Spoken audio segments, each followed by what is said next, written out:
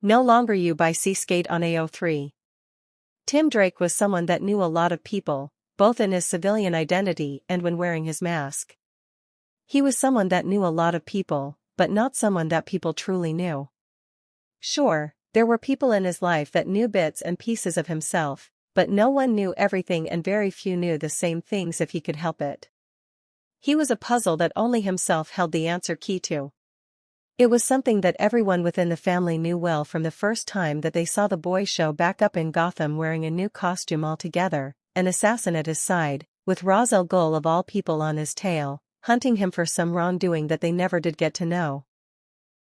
That didn't mean that it wasn't frustrating watching the boy change with time, from the small child that they had all first met to the teen with such a cold gaze that sometimes it made Bruce stop in his step upon seeing it the very few times that the boy had stepped foot in the cave since he had returned from being lost within the time stream.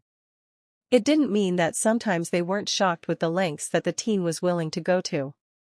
It was one of the rare times that the Bats found themselves outside of Gotham and fighting alongside other heroes, when they were reminded of this fact. They were in Metropolis of all places, having been called in to help as an unknown alien species had sent down fleets of robot soldiers to fight and conquer for them instead of their own soldiers. They weren't the only family there, of course. The Supers, as expected, were flying through the sky, the archers of Star City placed atop the rooftops of the tallest buildings in the city to snipe any threats that they could long before they met the ground forces. The speedsters were zipping about, covering blind spots where needed, and the Amazonians were fighting alongside the Bats. The only true deviations in this sort of formation were the core four that had formed the former group known as Young Justice. Superboy was on the ground, Red Robin close to him as the teen ran at the taller boy, bow staff in hand. There were 5 robots coming straight for the pair, enough that Red Hood, when spotting this, had his gun raised to cover for the second youngest in their family should he need it. And truly, he had thought that Tim was going to, but instead he watched as the teen launched himself off of the Super's already prepared hands, up into the air. Within a moment there was already a bot crumbling down to the ground, its head having been severed from its artificial shoulders with a speed that the man hadn't known the younger truly capable of. Tim launched himself off of the bot that he had just destroyed, taking out the one next to it, as streams of red took out a third, and 2 blurs took out the last 2, Wonder Girl grabbing the falling boy as he came back down to the ground. The team was already in a huddle, their backs all pressed to each other's long before the highest of what had been the 5 bots fell to the ground. The way that they all worked together reminded Jason of the ways in which he worked with the Outlaws, each covering one another's backs because no one else was going to do it. They were family to one another after all. He'd had no one else to stand by his side and take him as he was, and then there had been Roy and Corey, neither caring of the blood on his hands or their own. They had become his family because he knew that the Bats wouldn't want him truly for who he was now. He thought that the same could be said for the 4 before him, though he had no idea why Bat's perfect little soldier needed such a second family at all. That wasn't all though. Jason had never seen the younger team use such lethal tactics before. Bruce had always frowned upon them with his whole damned no-kill rule, but he couldn't help but think that they suited him much better than the way that the other team usually fought. It was as if they came to him much easier than any style of fighting that most of the vigilantes within Gotham typically used. It reminded him a bit of the way that Cass moved, the few times that she was in town, lethal acts coming to the girl much easier than the non-lethal no matter how much she hated that simple fact.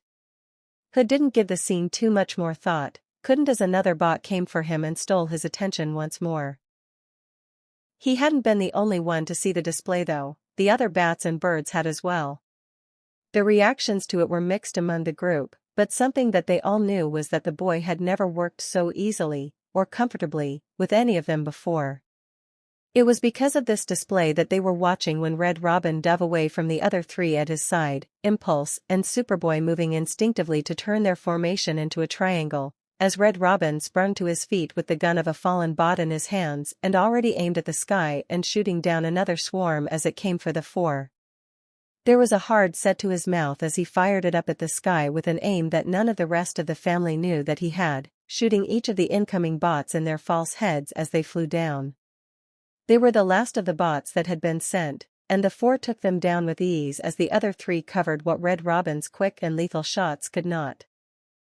When he finally lowered the gun, Superboy was quick to be at his side, taking the weapon from the other teen's two limp hands in the manner in which one might steal the trigger for a live bomb away from someone that had just agreed not to set it off. The way that the clone passed it off to the speedster, and Impulse ran away with it in a blur, only seemed to heighten this particular visual. Anyone with eyes could see that the three were trying to comfort the former Robin, though from what no one in the Bat family truly knew. "It's fine, Rob," Superboy said, speaking a bit louder than he seemed to think that he was. "It was necessary." "That's what he said, Con," Tim replied, 'cause he was Tim then, shoulders hunched as if to make himself small, his voice filled with some sort of anger and disgust that none of them understood, none but the other three around the boy. "You're not him, Red," Impulse said, his hand settling in the teen's left hand as Wonder Girl's was tangled with the boy's right, and the clone held the former Robin's face. It was a display of affection that none of the Bats thought that the teen would still tolerate these days. Yet here he was. "I'm more like him than you think," Tim admitted in the way that one might confess their sins just before being executed. The wounded noise that the demigod made almost seemed to agree. "Come on, Rob, let's go back to the tower, yeah?" Con asked, his voice impossibly soft. It was only then that the four seemed to notice that the Bats had been unintentionally moving closer since the start of their little display of affection. Every one of the Bats saw the way that the group's walls went straight up, Superboy spinning to meet the Bats that had settled behind them. It was only Tim though that spun away from the direction that all of his friends were now facing, as if sensing something else altogether. "Everybody get down," the teen screamed, but it was much too late as a flash of light encased them all. When the world became clear again, the core four members of Young Justice and the Bat family found themselves in a room that only 5 of them recognized, only 4 of them having ever stepped foot inside of it. "The nest?" Tim asked as he and everyone else glanced around the room, but we were just in Metropolis. This should be out of the realm of teleportation for any one meta.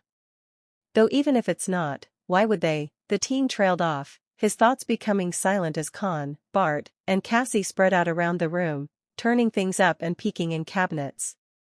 As far as they could tell, everything was the same as it ever was. "Where are we? What is the nest, Drake?" Damien asked, his voice a bit unsteady since he didn't have adequate information for his taste, and yet the weakest Robin knew more than he did.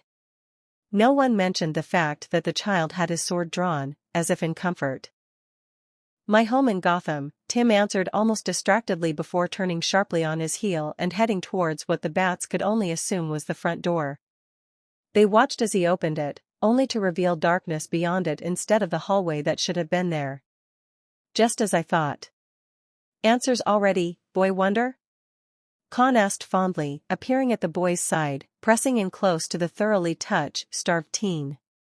"Of course," the former Robin said, something in his frame loosening at the other boy's touch. Tim turned back to the rest of the Bats, and found them all looking at him, their gazes heavy as if there were so many things that they, a family of detectives, wanted to ask, but knew that now wasn't the time. There were a rare few times that any of them had tact, it seemed that this was one of them. "Tim?" Batman asked, 'cause he was Batman then, even with the cowl pulled down, his voice cold even with only one word spoken. "We're not actually in my apartment," the boy answers, almost dismissively. It was a tone that the boy had been taking with the Bat a lot more recently, their relationship a lot more frosty than it had been in the past. "But in a magically created realm that merely looks like it, likely my mind or something of the like if I were to guess, since it resembles my home and not somewhere like the cave, tower, or manor which would appeal to more people."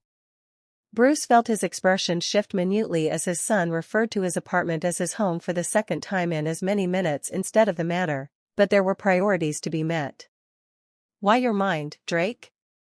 Damien asked, his voice a bit colder now. "I don't want you here either, demon brat," the teen said back, the chill in his voice neatly matching the younger's. "He does bring up a good point though, Tim," Dick started, ignoring the hurt that came when he said those placating words, and the teen only became even more closed off than he was before. "Why your mind out of all of ours?" The silence that Tim gave was telling, showing to everyone in the room that he already knew the answer, but just didn't want to tell it. "You think it's Moriarty, don't you?" Cassie asked, her voice more worried than annoyed, though that was there too. "Him again?" Bard asked with all of the annoyance that the demigod lacked, flopping down on the couch with a whine. "I hate it when you have to deal with that man." "Don't we all?" Khan muttered darkly as he led their leader over to the couch, holding the boy's wrist comfortingly as he could as they walked together. Cassie joined the three boys, making it a tight fit but not one that any of them minded, each presence comforting. "Moriarty? Like the Sherlock Holmes villain?" Jason asked as he followed the younger teen's lead and sat down on the couch across from them all, Dick joining him as the demon took the eldest brother's other side and Duke took Jason's open side. Bruce, Cass, and Steph followed the eight's lead as well, and took the three chairs that sat at the end of the two couches, like a bridge between them. It was definitely more furniture than Tim truly had in real life, but if this were a construct being created to mirror his home, then it made sense that there would be extra furniture to accommodate the extra people within his home that would never have actually stepped foot in it otherwise. "Codename" was the short answer that Tim gave before turning back to his friends. "It makes sense, don't you think? You know that he was unhappy with the events of his Reichenbach fall a little while ago." "A proper Reichenbach fall would have had him falling too," Khan said unhappily that this hadn't occurred, the teen sitting back on the couch with his arms crossed, even though his side remained firmly pressed into the non-metas. Bruce couldn't help but be concerned at the implications that the teens were speaking about before him. He may not have Jason's love of the classics, but he did know about that particular Sherlock story where the detective and the villain of the story fell from a great height and were both thought dead after. Only Moriarty truly dies during that altercation, but it was worrisome that Tim had been in a situation mirroring it all, more worrisome still that Superboy had wanted another to join his son. "You think that would have killed him?" Bard asked, having not been there himself then, but sounding too hopeful for a good deal of the bat's taste. "One can only dream," Cassie muttered darkly, though not quietly. The bats, for the most part, looked at the four teens with surprise in their eyes at the conversation that had just occurred, before Jason let out a low whistle. "Damn, pretender," the man says with what could almost be appreciation at the scene before him, "I didn't know that the next generation was so bloodthirsty." "Some people deserve it," Tim defends, his voice strong. He had thought that of Roz long before Paris, and the sentiment had only grown since then. "Tim," Batman says, a warning in his voice. "Don't worry, B, I remember the lecture," Tim harshly, not even looking at the man. Jason couldn't help but raise a brow at it all. He glanced at Dick for answers, but the older brother didn't seem to hold them either. "Ra's al Ghul," Cass said, her soft voice filtering through the room and bringing attention to the quiet girl. "Grandfather?" Damien asked, fear slipping into his voice at his mention. Dick shifted to comfort the former assassin. "That old man is Moriarty in this analogy?" Steph asked, having followed the prompt from the other girl. "You got involved with Ra's al Ghul enough to have a codename for the demon's head?" Bruce asked, a bit of horror slipping into his tone. "It's not like I'm the first one here to do so," Tim says, defending himself quickly and reminding the man of his own involvement with the head of the League of Assassins. "When?" Bruce asked quickly, concern leaking into his tone more than most of his children had ever heard before. "We can get to that later." All of the vigilantes in the room stilled as the disembodied voice filled the room, with no source behind it as far as they knew. Tim was the quickest of them to recover, slumping down on the couch a bit with the low groan of annoyance. "Fucking telepaths," the boy complained. "Correct as usual, Red Robin," the voice continued, "Master had said that you would be the first to piece it together." "I'm bombing more of his bases when I get out of here," the teen thought, already picking out the locations and just how much supplies he would need, and how best to split the work between himself and Prue. "Might just go ahead and hit them all depending on how this goes." "So it truly is the old bag of bones then?" Khan asked, not having doubted his Robin, but having hoped that for once the teen had been wrong. "Know anyone else that goes by Master, Superboy?"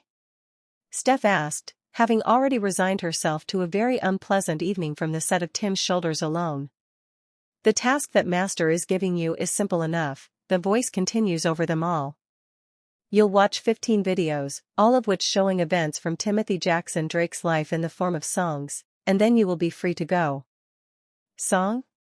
Jason asked, with a false mirth in the man's voice that was clearly attempting to lighten the mood within the room. You a secret theater kid, Red? If anyone here is a theater kid then it's you, Mr. Tearaway Suit, the teen snipes back, a bit harsher than needed. Bart snorts at Khan's side. We'll begin now.